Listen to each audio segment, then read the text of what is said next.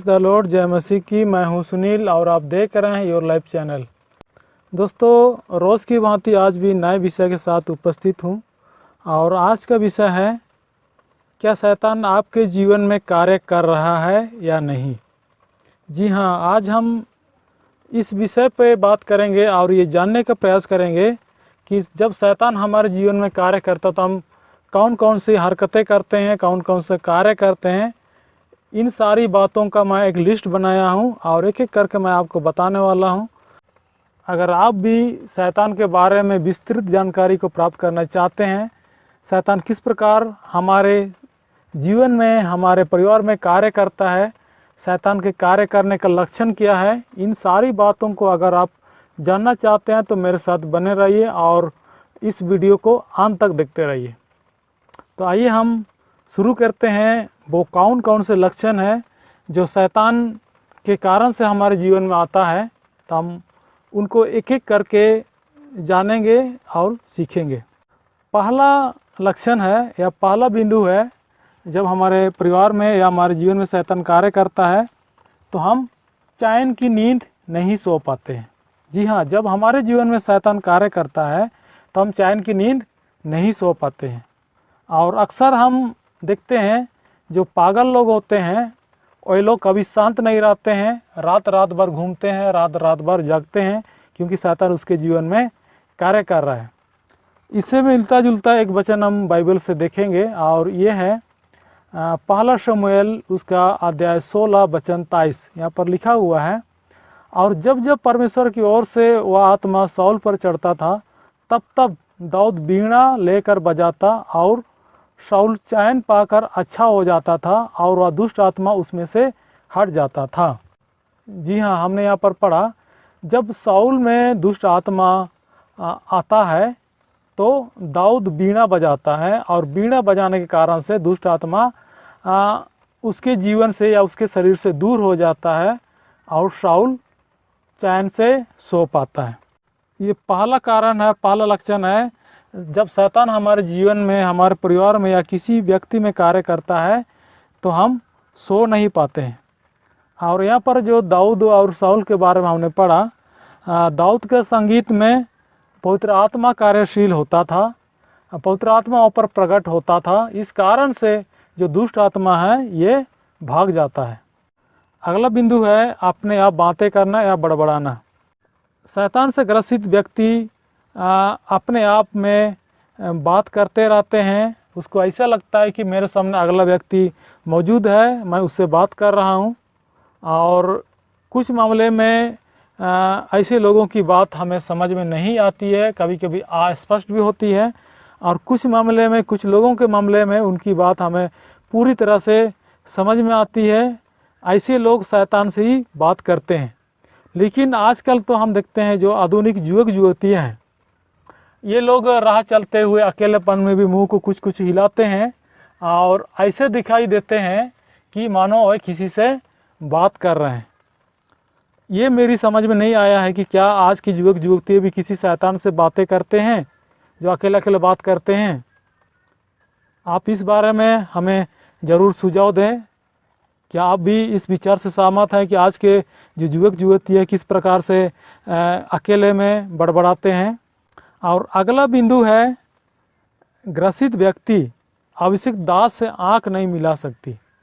अगर जिस किसी भी व्यक्ति में शैतान हावी है, शैतान है, तो वह किसी अभिषेक दास अर्थात वैसे सेवक से आंख नहीं मिला सकते हैं जिसमें पवित्र आत्मा है। ये बाइबल इस प्रकार बताती है। तो हम इस प्रकार से भी हम पहचान सकते हैं कि किस व्यक्ति के शरीर में या परिवार में शैतान काम कर रहा है। और अगला है, चौथा लक्षण है, बिंदु है, बेकार चीज़ों की शॉपिंग करना। जो भी शैतान हावी है वैसे लोग यूजलेस या बेकार चीज़ों की शॉपिंग करते रहते हैं। और ये लोग जिनकी ज़रूरत नहीं है घर में, वैसे चीज़ों की शॉपिंग करते हैं और एक प्रकार से एक मन बना लेते हैं कि महीना में एक बार शॉपिंग करना है या 2 महीना में एक बार शॉपिंग करना है। इस प्रकार से मन बना लेते हैं और नियमित रूप से शॉपिंग करते हैं पैसे की बर्बादी करते हैं।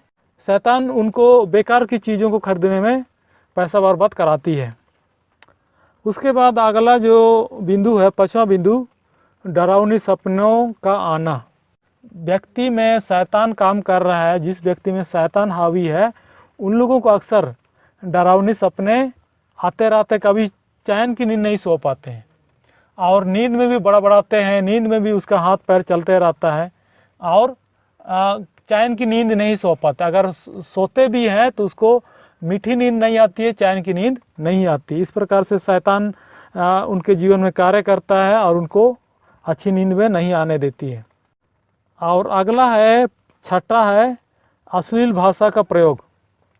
और जिस व्यक्ति में शैतान हावी है, वे लोग अक्सर अश्लील भाषा का प्रयोग करते हैं और लोगों से सही तरीके से बात भी नहीं करते हैं।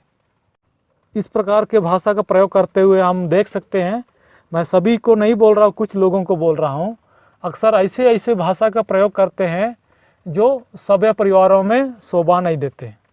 ऐसे भाषा को सुनकर के मुझे लगता है पता नहीं ये लोग घर में कैसे बात करते होंगे, हमें अपने माता पिता से कैसे बात करते होंगे, इस प्रकार का मुझे लगता है। क्योंकि बात बात में अक्सर ऐसे अश्लील शब्दों का या अश्लील भाषा का प्रयोग करते हैं, क्योंकि उनमें शैतान हावी है, इसलिए शैतान उनको इस प्रकार से अश्लील भाषा बुलवाता है।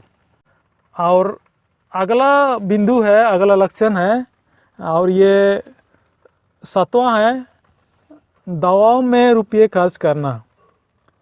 जी हाँ, जिस व्यक्ति में शैतान हावी है, वे लोग अक्सर दवाइयों में या डॉक्टर के पास जाकर के पैसे को बर्बाद करते हैं। मैं इस बात को इसलिए बोल रहा हूँ क्योंकि वैसे लोग जिसमें शैतान हावी है, वैसे लोग यीशु में विश्वास नहीं करते हैं। ये लोग कभी नहीं सोचते हैं कि हम यीशु से प्रार्थना करके देख लेते हैं, यीशु मसीह के अनुग्रह होगा तो मेरी जो परेशानी है, मेरी जो बीमारी है, दूर हो जाएगी।